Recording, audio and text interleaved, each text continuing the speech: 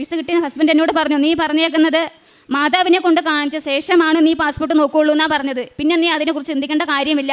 ആ പാസ്പോർട്ട് നേരെ ബാഗിൽ വെച്ചോ, ഇവിടുന്ന് അത് തുറക്കരുത്. ഇനി കൃപാസനത്തിൽ ചെന്ന് അമ്മയുടെ മുന്നിൽ അത് ഓപ്പൺ ചെയ്താൽ മതി. അതിനെക്കുറിച്ച് നീ ആലോചിക്കേണ്ടതെന്ന് പറഞ്ഞു.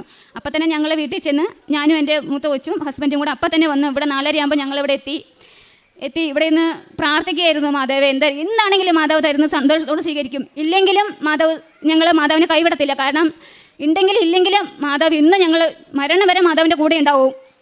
ഞങ്ങളുടെ കുടുംബം മൊത്തം എന്തായാലും ഞങ്ങൾ സന്തോഷത്തോടെ സ്വീകരിക്കുമെന്ന് പറഞ്ഞു.